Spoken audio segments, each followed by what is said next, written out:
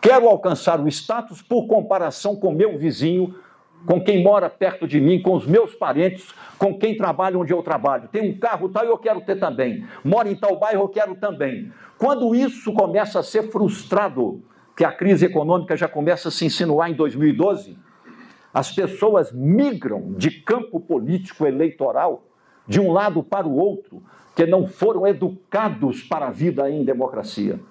Não aprenderam valores republicanos e democráticos.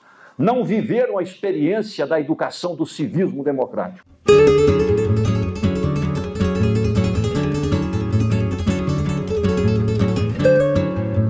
Prazer tê-lo conosco, doutor João. Bom dia. Estamos a 5 minutos do boa tarde. Meus agradecimentos ao presidente Vilmar e ao presidente José Geraldo por esse honroso convite e essa oportunidade de participação.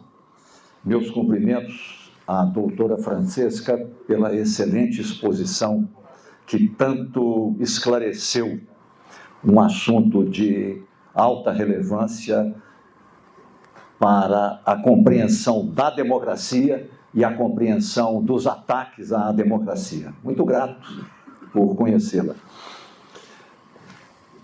Eu mudei completamente a ideia anterior que havia imaginado para fazer essa exposição. Eu vou por outro caminho. Nós estamos vivendo uma época sombria. Já vivemos muitas outras épocas sombrias e a razão e a esperança em ação, portanto eu me reporto aqui não à razão pura, mas à razão apaixonada, que é diferente do pessimismo da razão, do ceticismo da razão e do otimismo da paixão. Eu diria que essas duas expressões são dois extremos interessantes, mas eu prefiro a superação de ambos, não é o meio, é a superação de ambos, que é a razão apaixonada. Nós estamos vivendo em tempos sombrios uma crise da razão apaixonada. A razão, isso vem do iluminismo, os filósofos, por mais diferentes que fossem as suas teorias, concordaram no essencial. A razão emancipara-se do tradicionalismo, das religiões, da revelação, do mito, das crenças místicas, dos preconceitos e das preconcepções. A razão emancipou-se. E ao emancipar-se, ela deu as mãos à liberdade. A liberdade de pensar, de expressar, de organizar, de lutar por suas ideias, em convivência e valorizando o diálogo, o debate, a formação de consensos verdadeiros ou a formação de divergências verdadeiras, até mesmo tolerando, em defesa da tolerância, a covalência, a coabitação de visões de mundo distintas, diversas entre si, quando não antagônicas, e a coexistência, inclusive, de valores antagônicos entre si, como ter fé e não ter fé, por exemplo. Esse foi o triunfo da razão. E a democracia casou-se com a razão. Assim como, com o tempo, a democracia casou-se com o estado de bem-estar social. Só que hoje nós vivemos um divórcio entre democracia e razão e um divórcio entre democracia e estado do bem-estar social. Ao ponto de todos louvarem a democracia, mas muitos que estão se organizando planetariamente e de modo muito rápido, louvarem a democracia para desconstruírem por dentro toda a institucionalidade democrática. Seria muito bom se direitas, centro e esquerdas convergissem em nome da razão apaixonada, em torno de um consenso básico, porém fundamental, que são os fundamentos da própria ideia da democracia, que vale para toda a literatura clássica sobre democracia e o pensamento atual. O primeiro fundamento: liberdades individuais. Sem liberdades individuais não há liberdade. Sem liberdades individuais, a própria ideia de igualdade é uma quimera. Sem liberdades individuais não há democracia, não há institucionalidade democrática. O segundo: governantes, aqui me refiro em sentido amplo, sejam parlamentares em qualquer nível, como ente federado, municipal, estadual e da União. Governantes na esfera municipal, prefeitos, estadual, governadores, nacional, presidente. Todo governante, ao ser escolhido pelo voto majoritário legítimo, igualitário, inviolável, dos cidadãos livres, ao assumirem posições de poder, eles não têm prerrogativa, e aqueles que julguem que têm essa prerrogativa transformam-se imediatamente em tiranos, embora eleitos pelo voto democrático, de desconsiderar, rasgar, anular todo o estatuto, toda a institucionalidade por meio da qual eles foram eleitos, eles foram escolhidos. Constituição, regras do jogo de um modo geral. Portanto, quem é eleito com regras do jogo, ao assumir posições de poder, exercerá as posições de poder, observando e respeitando aquelas regras do jogo que só podem ser mudadas de acordo com as regras do jogo através de nova produção legislativa. O contrário disso é tirania. O terceiro fundamento: maiorias governam. Porém, maiorias governam não para oprimir minorias, porque é próprio da democracia, que louva a pluralidade e a diversidade, reconhecer que na democracia todos, sem exceção, eleitos e derrotados, participam de alguma forma da distribuição do poder social, da distribuição do poder político e, idealmente, deveriam participar de alguma forma da distribuição da riqueza nacional. Tanto é assim que nós temos diversos partidos, às vezes até em excesso, mas os temos diversos no país, e que estão ocupando posições nos legislativos municipais, distribuição de poder, nos executivos municipais, distribuição de poder, nos executivos estaduais e nas assembleias legislativas, distribuição de poder, e no plano nacional. Não importa quem seja o presidente, o partido ou a coalizão partidária, há uma enorme distribuição do poder no Senado e dentro do Congresso Nacional.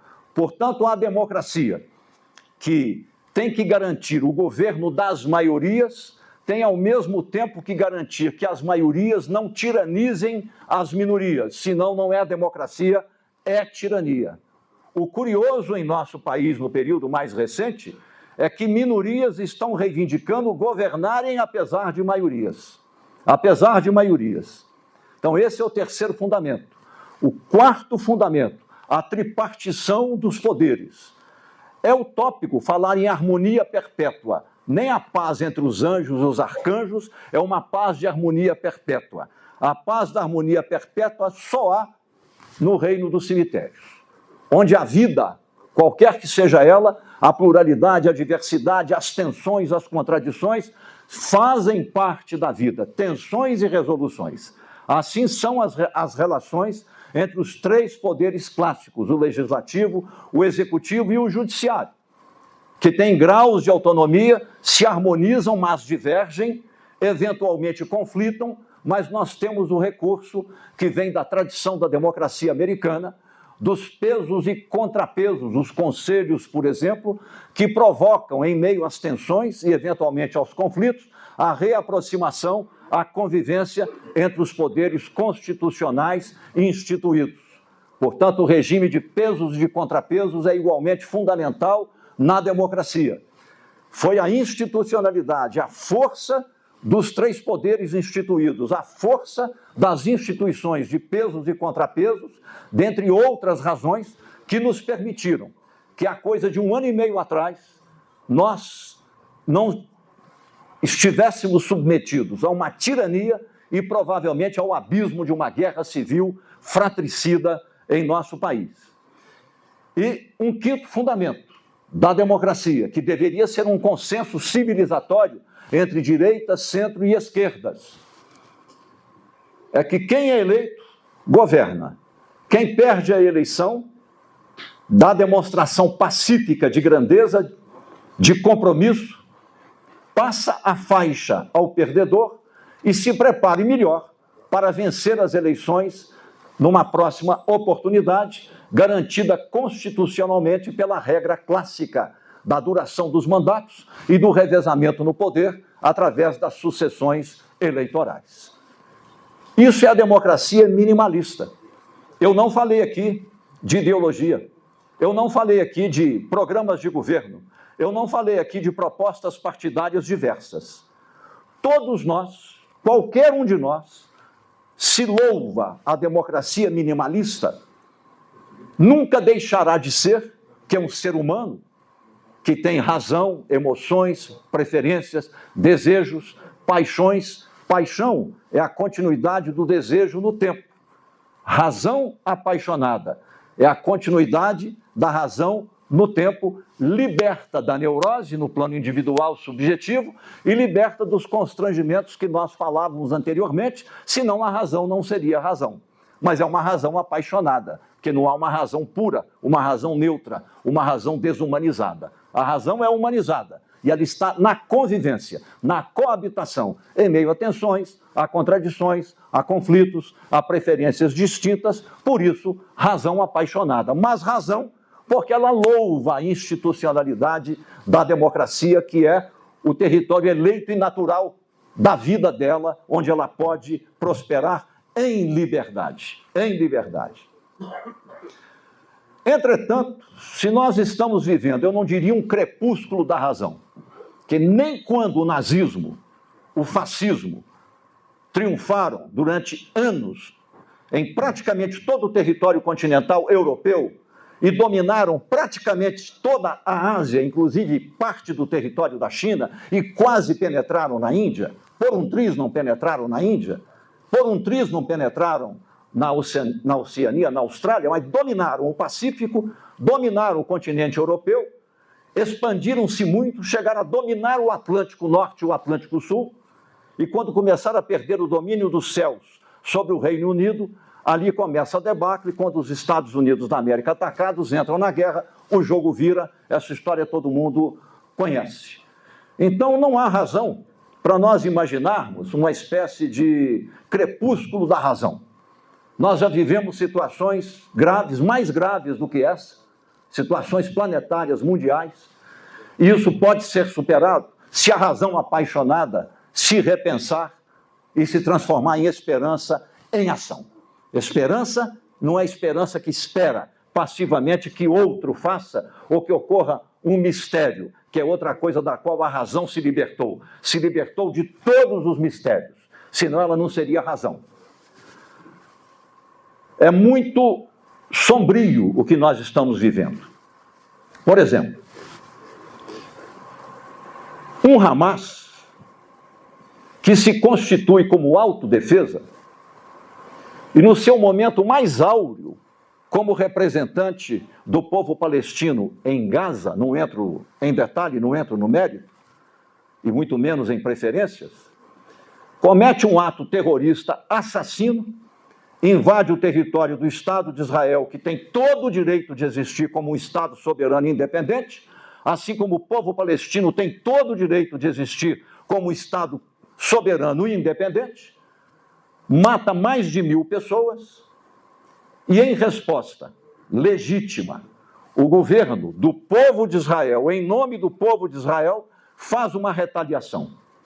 Uma retaliação que extrapolou, entretanto, o campo militar para contra o povo de Israel, mas defendendo o governo de Israel com uma inclinação fortemente autocrática e até totalitária. Esse governo que deveria zelar pela memória de um povo que viveu o Holocausto, esse governo que se distancia do seu próprio povo, vai praticar um holocausto contra o povo palestino em Gaza. Tempos sombrios. Tempos sombrios. É curioso. A segunda maior democracia do mundo em quantidade de cidadãos que vivem num território, numa cultura e numa institucionalidade estatal democrática, os Estados Unidos da América, no pós-guerra, não há um só momento em que não tenham se envolvido ou patrocinado alguma guerra. Ao contrário, a segunda maior nação, do ponto de vista econômico, em pujança no mundo, a China, que a despeito da melhoria notável da qualidade de vida de todo o seu povo, de 1 bilhão e 400 milhões, que come todo dia, 3 vezes, estuda todo dia, mora debaixo de um teto todo dia e tem dignidade. Isso é o campo mais do desenvolvimento da igualdade, mas nós clamamos pela razão apaixonada, e a razão apaixonada, ela tem 2 paixões, a liberdade e a igualdade. Apaixonar-se só pela igualdade e abandonar o namoro com a liberdade é coisa de autoritários. E existem entre nós, no meio de nós, eu desde os 15 anos de idade me considero um cidadão de esquerda, autoritários que apaixonam-se pela igualdade, mas não compreendem que a igualdade não será jamais igualdade se ela descasar-se da liberdade. Nós os temos. A China é notável, mas é ainda uma nação autoritária. E essa nação autoritária, à exceção de participações secundárias, não de intervenção militar direta, mas apoio na Guerra da Coreia, 52, 53, e na Guerra do Vietnã, a China nunca promoveu uma situação de tensão militar, nunca se envolveu em uma guerra, nunca patrocinou uma única guerra.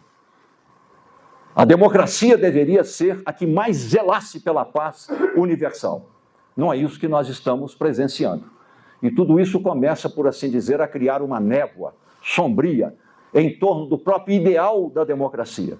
Imagine as juventudes processando essas informações, a confusão mental que tende a pairar quando nós louvamos a democracia. E louvamos e prosseguiremos louvando. Então vivemos em tempos sombrios. Nós temos hoje uma extrema-direita organizada internacionalmente, consolidada, que tem como plataforma o desconstrutivismo, ocupar eleitoralmente o poder pela democracia para, por dentro dela, desconstruir a institucionalidade e desconstruir a liberdade.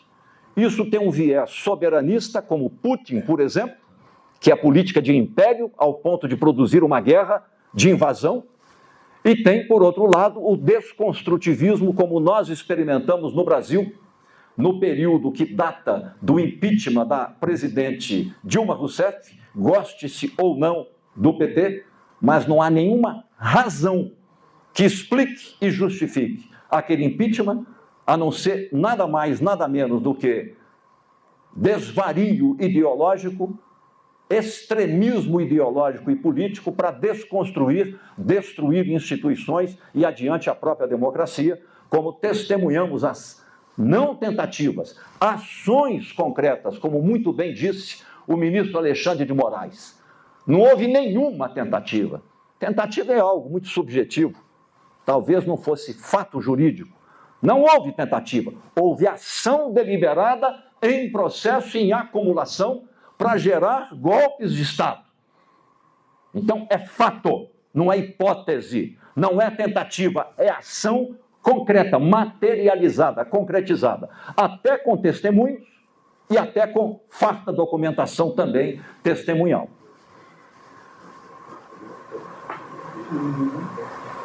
Nós experimentamos um processo de desconstrução da democracia, continuamos vivenciando o processo de desconstrução da democracia, porque os que foram derrotados no 8 de janeiro de 2023, nós estamos aqui, mas eles também estão aqui.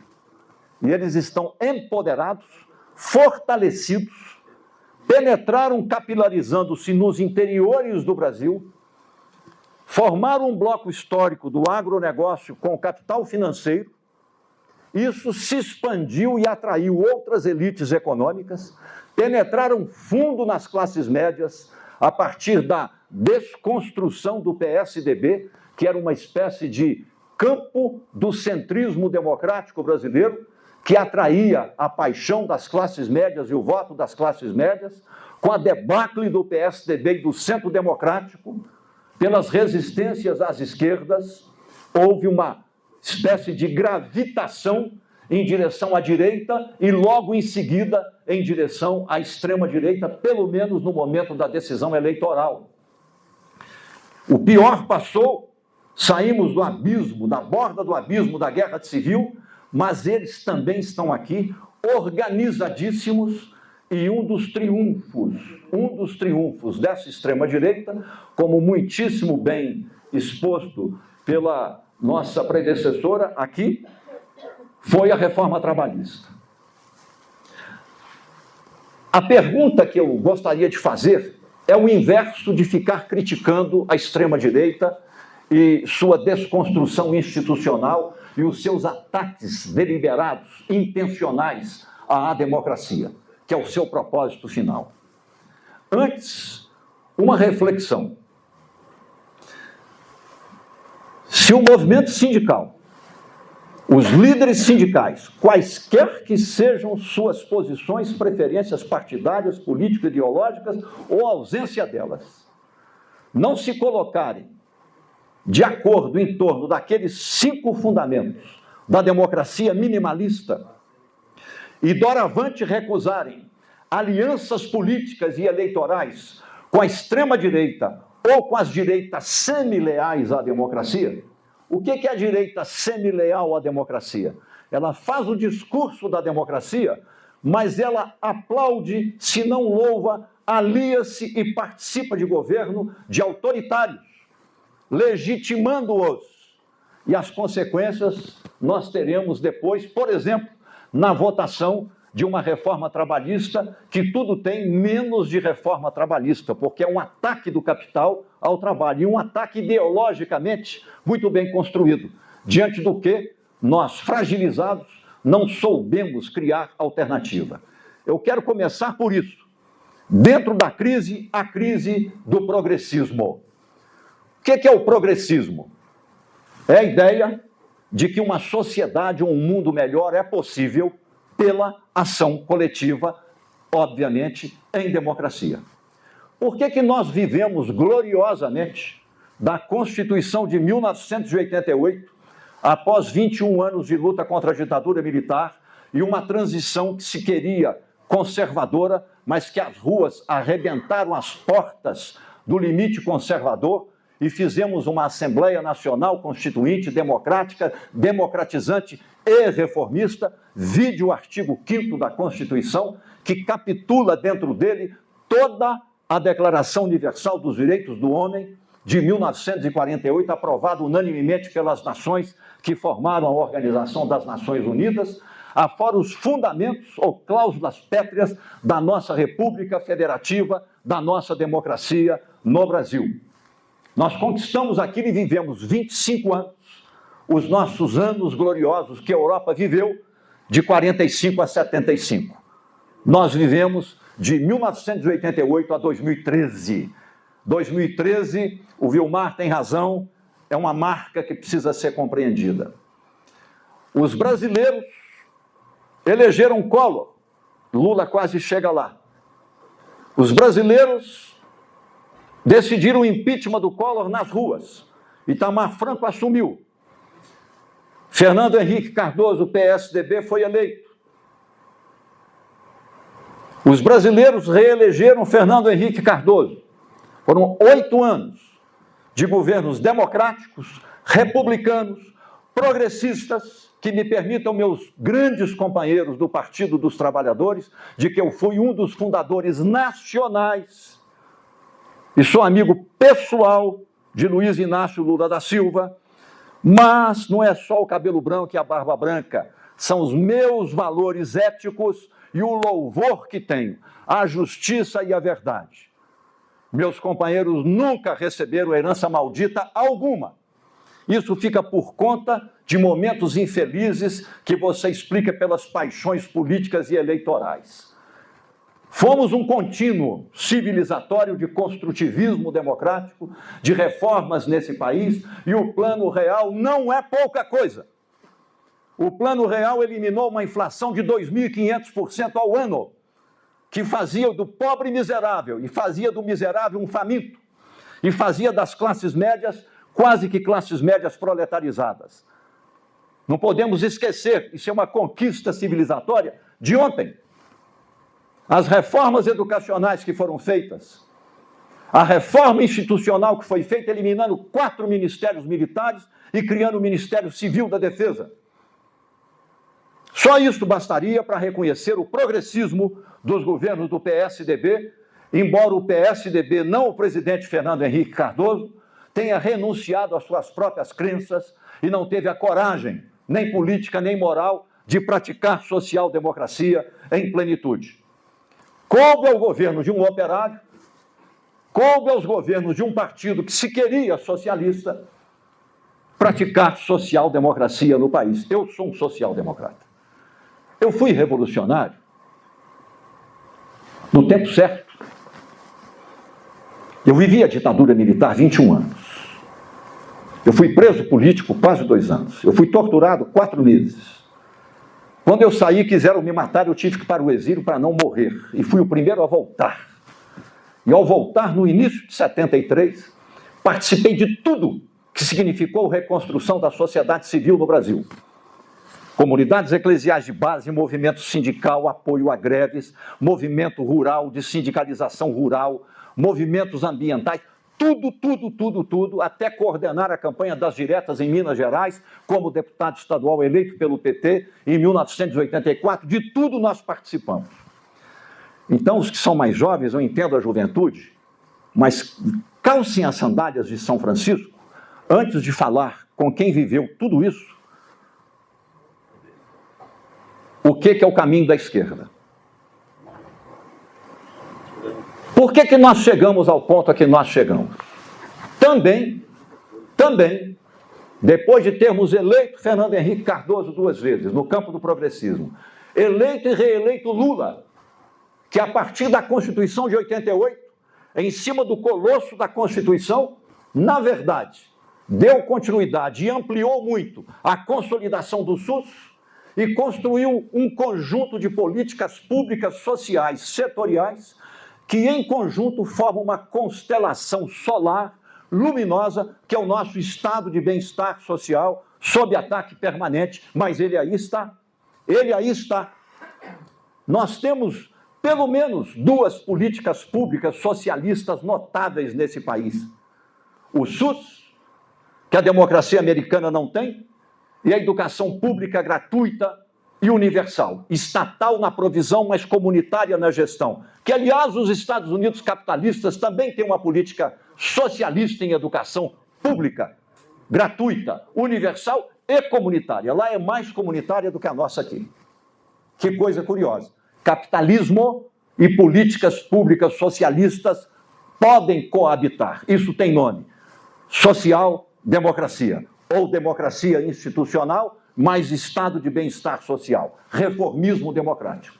Os governos Lula tiveram essa característica de reformismo democrático. Foram notáveis, mas não fizeram no reformismo democrático, por assim dizer, uma transferência de poder econômico, de renda dos ricos e muito ricos para os muito pobres e pobres. O que houve, e foi heróico, foi um remanejamento intraorçamentário, retirando recursos de diferentes ministérios, numa era em que as commodities viveram céu de brigadeiro.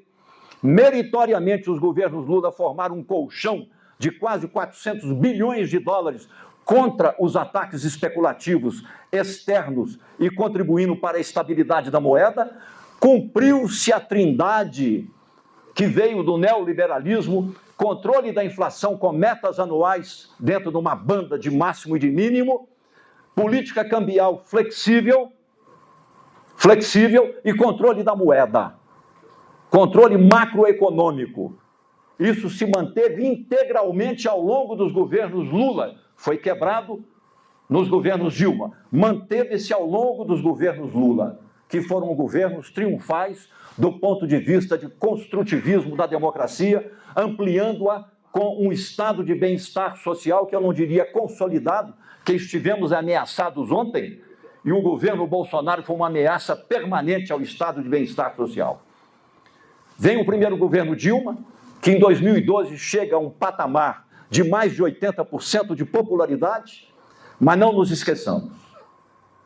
Enquanto isso, o que estava acontecendo do ponto de vista objetivo, estrutural, de mudanças estruturais e estruturadoras no capitalismo mundial e, portanto, no capitalismo brasileiro? A automação, cujo resultado é uma espécie de desaparecimento da fábrica e do trabalho no chão de fábrica. Terceirização. Terceirização da terceirização. Mais adiante, a uberização. E a uberização hoje ocupando 25 milhões de pessoas, talvez, neste país ou algo próximo disso. O elogio disso. E não bastasse, vem primeiro como mentalidade, trabalhada teologicamente no neopentecostalismo neocalvinista, a ideologia teologicamente trabalhada do empreendedorismo. O neocalvinismo crê na predestinação e diz: os predestinados à graça divina e à salvação são aqueles que são capazes de empreender.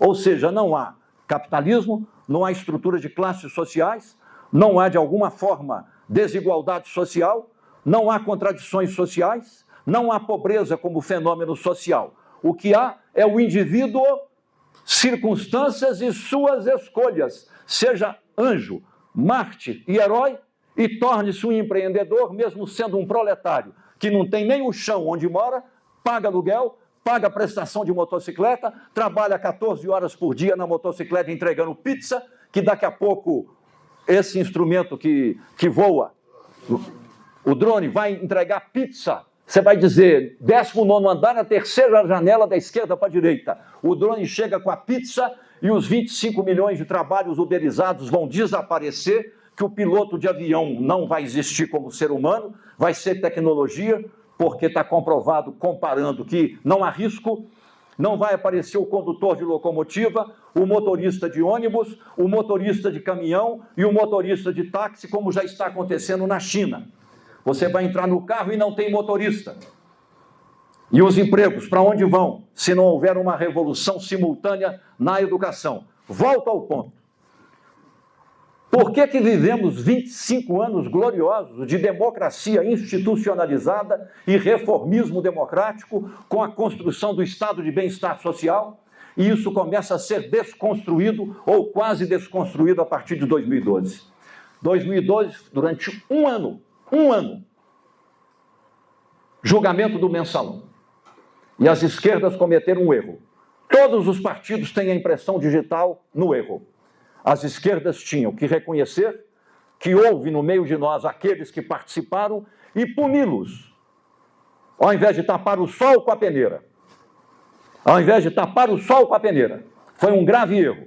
Segundo, não se percebeu que já havia, na classe C de consumo, criatura do lulismo, com 95,6 milhões de brasileiros, que saíram da pobreza remediada e foram à classe média baixa, aqueles que passaram a comer pizza em restaurante, viajar uma vez por ano, levar o filho à praia pela primeira vez e ter a aspiração do filho mais velho chegar à universidade, a aspiração de comprar a casa própria, no Minha Casa Minha Vida, e assim por diante. 95,6 milhões de brasileiros, criatura do lulismo, em 8 anos.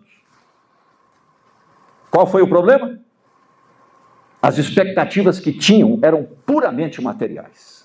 Ascensão individual, renda maior, maior padrão de consumo, e o motivo que mexia com as suas paixões era o status. O status é infernal. Eu quero alcançar o status por comparação com meu vizinho, com quem mora perto de mim, com os meus parentes, com quem trabalha onde eu trabalho. Tem um carro tal, eu quero ter também. Moro em tal bairro, eu quero também. Quando isso começa a ser frustrado, que a crise econômica já começa a se insinuar em 2012, as pessoas migram de campo político eleitoral de um lado para o outro, que não foram educados para a vida em democracia. Não aprenderam valores republicanos e democráticos. Não viveram a experiência da educação do civismo democrático. Na Europa inteira, nas escolas públicas, pratica-se civismo democrático. Nos Estados Unidos, a despeito lá da extrema-direita no poder, em toda a escola pública americana estuda-se desde a infância a Constituição americana, os valores da democracia americana. No Brasil, estão impunemente falando em escola sem partido, escola cívico-militar, colocar a Bíblia demagogicamente como matéria curricular nas escolas, falando em privatização e voucher, sem entender nada, somente com propósito ideológico. Ainda bem que o Ministério da Educação, ainda que de modo tardio, começa a enfrentar isso. Mas somente agora, antes não. Antes não.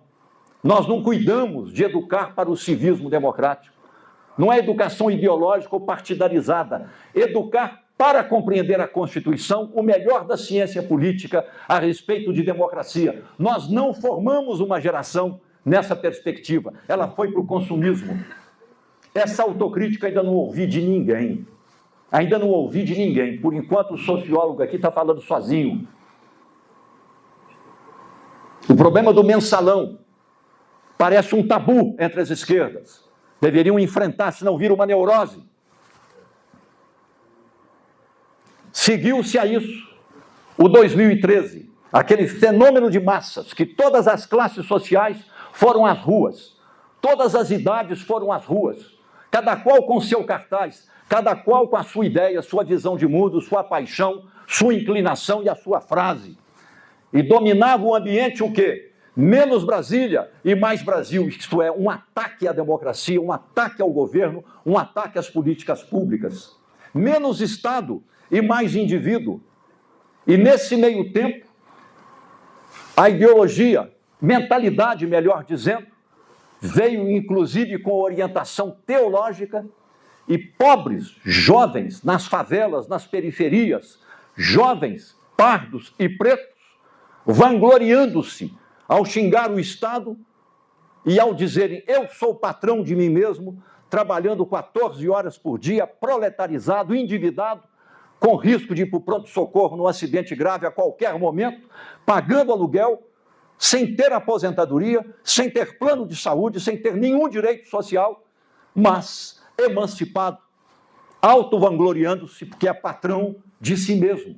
A pergunta é: e nós? E nós? Vamos falar claro. Não foi um dilema. Quando as esquerdas começam a ganhar governos municipais, estaduais e depois o nacional, os governos precisavam de quadros. Onde é que os quadros foram recrutados? Na escola do movimento sindical, na escola dos movimentos sociais. Quanto mais acumulavam-se as vitórias eleitorais das esquerdas para ocupar governos, mais despovoamento havia entre lideranças de movimentos sociais e movimentos sindicais, migrando para posições de governo, o que é humanamente compreensível, mas o fato fica: não foi formada uma segunda geração de novos líderes sindicais. Segundo, na medida que o movimento sindical da esfera da empresa privada enfraqueceu, houve uma migração de boa parte do sindicalismo, especialmente da CUT, para o movimento sindical estatal de funcionários públicos. Não vamos nos esquecer que em 1964 o ataque das direitas à democracia dizia que nós queríamos transformar o país em república sindicalista. Vocês se lembram disso? Os filhos dos críticos da democracia, que atacaram a chamada república sindicalista, quando chegamos na década de 70, formados em universidades, foram os maiores formadores de sindicatos no país depois dos operários. Sindicato dos sociólogos, sindicato dos professores, sindicato dos médicos, sindicato dos engenheiros, sindicato dos enfermeiros, sindicato dos delegados de polícia. todas as categorias profissionais de formação acadêmica universitária formaram sindicatos e aprenderam com o chão de fábrica, com o macacão e com a graxa. Isso durou 15 anos. Na década de 90, isso começa a acabar, porque eu falei aqui de automação, de terceirização, de uberização, mas veio a pejotização. Todo mundo virou PJ.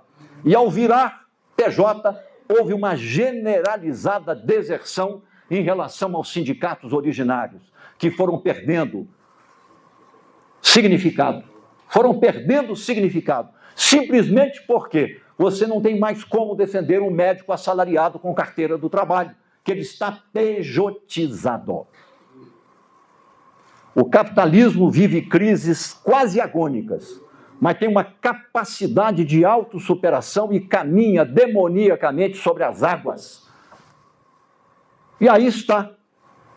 E quais foram as respostas que nós oferecemos? Fomos muito proativos no período do reformismo democrático.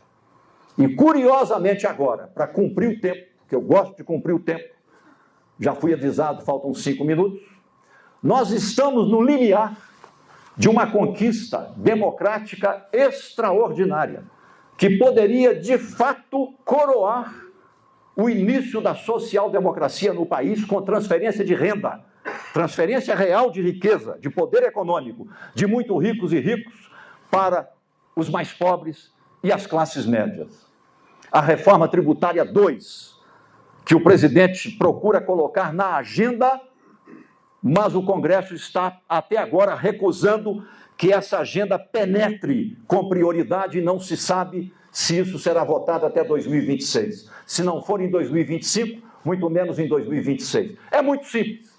Os Estados Unidos têm uma lei que taxa as heranças em 50%. Esse 50%, o taxado pode entregar 25% ou a metade do tributado a hospitais, pesquisas, universidades, escolas públicas e os outros 25% para o Tesouro Federal. Na Europa, 40%. No Brasil, 4%.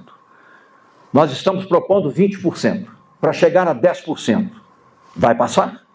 Se chegar a 10%, sabe qual é o acréscimo que o Tesouro Público teria no Brasil? 160 bilhões ao ano. Ao ano, mais do que o orçamento anual do Ministério da Educação hoje, que é de 140, 150 bilhões. Segundo, no mundo inteiro paga-se imposto sobre ganho financeiro de dividendo. Nos Estados Unidos, 20%. Na Europa, 20%. No Brasil, 0%. Terceiro, na comunidade europeia, comunidade econômica, todos os países tributam remessa de lucros. No Brasil, 0%. Na Europa, 20%. Quarto, nós perdemos 600 bilhões de reais ao ano na forma de isenções tributárias decididas pelo Congresso Nacional. 600 bilhões. Se nós resgatássemos pelo menos 1/3 disso, seriam 200 bilhões, mais os outros 160 a 360 bilhões, mais os ganhos de tributação do capital, sem falar o imposto de renda da pessoa física, dos ricos e muito ricos, que não pagam, porque tem empresas familiares, nós chegaríamos a alguma coisa perto de 500 bilhões de reais e poderíamos retomar os ciclos de expansão da indústria de base, da indústria da construção pesada, nesse país que é rodoviário e não é ferroviário, nesse país em que a região metropolitana de Belo Horizonte, com 4,8 milhões de habitantes, ainda não tem uma rede de metrô que mereça esse nome. O dinheiro aí está, só que é uma luta política de distribuição do poder político e distribuição do poder econômico. Mas nós não nos juntamos. Nós mais nos desunimos do que nos juntamos, porque o consenso básico em torno da democracia minimalista e um consenso básico em torno do reformismo representado pela Reforma Tributária 2 não é ainda um consenso. E termino aqui com um alerta. Eu estou voltando para a atividade política chamado do presidente Lula. Ele me pediu para ser candidato a deputado federal. Não seria. Eu estou escrevendo muito, estou começando a publicar, dou consultoria em 4 municípios na área da educação básica, que eu não largo, sou professor de sociologia, tenho paixão intelectual pela sociologia, tenho muito a escrever, estou escrevendo muito e publicando, acabei de publicar um livro, mas eu aceitei o convite. Não sou melhor do que ninguém, mas eu estou pasmo com todo esse quadro, especialmente com o que eu vou falar e vou terminar aqui, e é uma fala que não está sendo bem recebida entre os meus companheiros de esquerda, especialmente os parlamentares. Eu ouvi aqui, com razão, o Calazans dizer que foi o presidente Jair Messias Bolsonaro e a representação do Congresso Nacional que acertaram o esquemão das emendas milionárias. Entretanto, no campo das esquerdas, nos partidos das esquerdas, não teve um único deputado, nenhum deputado federal, nenhum senador, para protestar contra a emenda milionária e fazer um movimento nacional de denúncia e de renúncia e recusa às emendas milionárias. As emendas milionárias estão aviltando a própria ideia de representação democrática. Os deputados federais e os senadores, intenções à parte, carteirinha partidária à parte, estão se transformando, por ato voluntário, em oligarquias eleitorais que querem o poder perpétuo. É por isso que não tem debate no Congresso Nacional. É por isso, professora, que passa a reforma trabalhista sem que se abra no país um grande debate. Porque quem deveria fazer o grande debate, a paixão agora está concentrada nas emendas parlamentares. Mas como eu sou um homem de esperança em ação, nós vamos à luta, porque tempos sombrios a gente enfrenta, como dizia Guimarães Rosa. O que o ser humano precisa mesmo é de coragem. E coragem não pode faltar aos meus irmãos sindicalistas. Muito obrigado.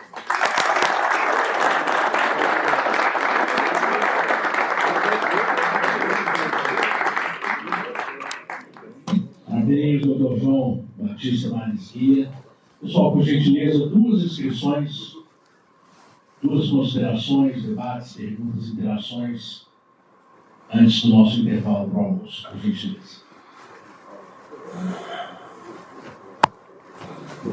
Obviamente, isso não é nada consensual, né? Pois não. Doutora, por gentileza, o microfone vai chegar. É consensual, sim. Eu compartilho da sua indignação e o meu é só um agradecimento pela brilhante aula que hoje nos deu sobre social-democracia. Eu saio daqui revitalizada e alimenta, né, essa paixão, essa razão apaixonada, alimenta a minha razão apaixonada, a sua fala. Me parece importantíssima essa análise que a gente deve fazer sobre o momento em que podiam ser feitas algumas reformas e não foram feitas, né? Quando entramos em uma crise econômica e para o capitalismo cíclico, né, se reciclar, a primeira coisa que se pensa é sempre a reforma trabalhista. Isso não só no Brasil, foi na Itália, foi nos países da Europa Central. Enquanto reformas tributárias, reformas administrativas são sempre um segundo momento, porque são menos populares, né? São menos fáceis. Eu acho que hoje a questão das oligarquias partidárias, acho uma expressão fantástica, e de distanciamento das bases com o poder, o lugar da tomada de decisão, né, é o que mais está corroendo sistemas democráticos. E o atual governo tem que enfrentar um Congresso, tem que enfrentar um Senado que de novo, demanda muita resistência. E nós estamos nem no momento das conquistas, estamos ainda no momento de resistência, de conservar o mínimo que conquistamos no passado. Muito obrigada, professor. Achei fantástica a sua exposição. Eu te agradeço. Você colocou a expressão certa. Dentro da democracia, temos um governo progressista e reformista. Todavia, nós estamos vivendo um momento de resistência. A palavra é essa. Nós lutamos na resistência contra a ditadura. Olha que paradoxo. na democracia, lutar uma vez mais na forma de resistência contra o extremismo. Contra o extremismo, que está enraizado, estruturado, capilarizado, é competitivo eleitoralmente. E o jogo de 2026 está totalmente no campo da incerteza, se nós não começarmos agora a fazer o que é preciso ser feito. Muito obrigado. Professor, antes de mais nada, eu queria agradecer a palestra que o senhor acaba de nos brindar e, ao mesmo tempo, fazer uma pergunta. Dentro do quadro que o senhor colocou, não só o quadro sociológico, mas em especial o quadro político que nós temos enfrentado nos últimos 10, 15, 30 anos, o senhor acha possível a renovação do movimento sindical com os atuais líderes e pelo atual momento? É possível nos organizar outra vez? O momento, por todas as razões expostas, a contar da conferência da professora e também a fala do Calazans, é altamente desfavorável. Mas o impossível, nós aprendemos, é apenas aquilo que nós ainda não experimentamos e não tivemos a coragem de fazer. Eu diria, sem tentar escapar de uma resposta à sua pergunta, porque eu não tenho uma resposta objetiva, que a ideia de civismo democrático, ao expor do modo adequado, com a linguagem adequada, levando em conta a faixa etária das crianças, dos adolescentes nas escolas, expor o que é a democracia, os benefícios da democracia, a grandeza da democracia, a história de conquistas da democracia, e como é que isso representa o ser do ser humano, a liberdade, né? E na liberdade a fraternidade, portanto, com mais justiça, com mais oportunidades e garantias de direitos às pessoas, faz parte uma exposição muito clara sobre uma instituição chamada sindicato. O sindicato é sempre demolido pelas classes dominantes. O sindicato é acusado de tudo. Sindicato sempre fez e sempre fará, e o dia que não fizer ele morre, luta de classes. Só que associaram luta de classes com revolução. Não tem uma história de movimento sindical que tenha gerado nas lutas sindicais e operárias revolução. Quando houve revolução, foi revolução democrática. Revolução democrática. Sindicatos são construtores de democracia. Sindicatos são construtores de direitos. Sindicatos são construtores de ação coletiva para a democracia, para a liberdade e mais igualdade. O significado último dos sindicatos é isso. São civilizatórios, porque naturalmente democráticos, naturalmente reformistas, e a luta de classes que fazem é construção de paz. Porque o capitalismo, se deixado aos próprios capitalistas, eles se matam entre si depois de nos eliminarem. O capitalismo precisa ser gerenciado, organizado, dirigido no campo dos valores por ideias social-democratas. Que aí você consegue a conciliação de economia de mercado com bem-estar social amplo e retira os pobres da pobreza. Nós não podemos aceitar pobreza. Pobreza tem que ser zerada. As sociedades de economia de mercado com democracia têm que ser sociedades de classes médias sem pobres.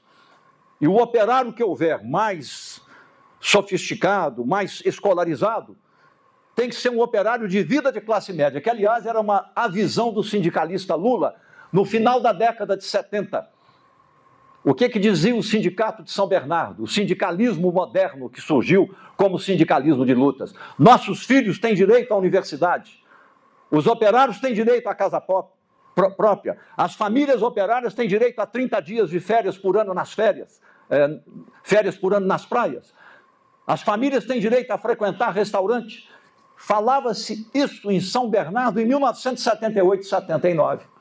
O Lula, presidente, manteve uma fidedignidade total a isso. Então, hoje é uma dificuldade extraordinária pelas várias razões expostas. Mas vocês estão com o poder sindical nas mãos.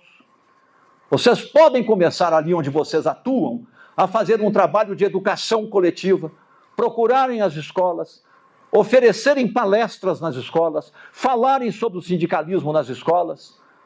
Eu tenho ido a escolas de ensino médio falar sobre democracia, o mundo do trabalho e o futuro. Colapso do futuro ou esperança no futuro?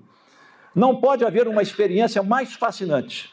Vocês são ótimos oradores, vocês têm cultura política, vocês têm história social, vocês têm história para contar, vocês têm protagonismo.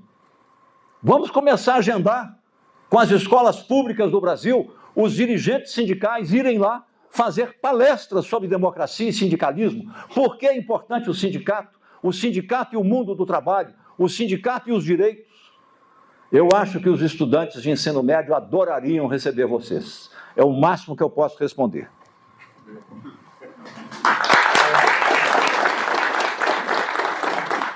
Primeiramente, boa tarde a todos, todas e todos. Meu nome é Zé Carlos, formado no mundo sindical, 36 anos assessorando o Sindicato Sindialeto, e estar aqui hoje e ter esse aprendizado, sem dúvida nenhuma, é um realento para a gente.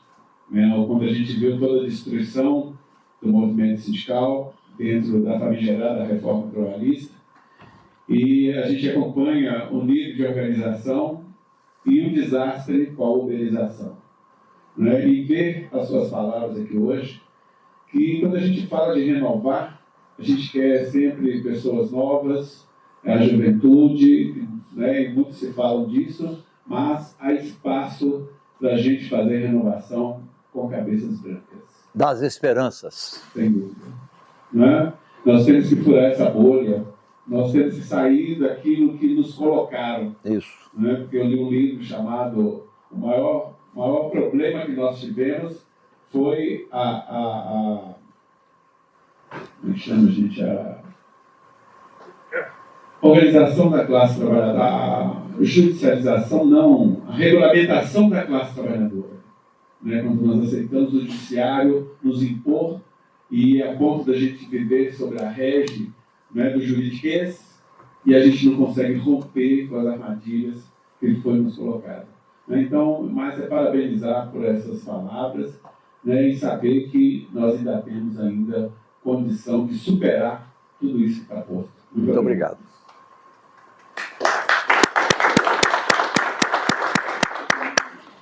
Uma última consideração do companheiro, por gentileza, aqui no segundo fileiro.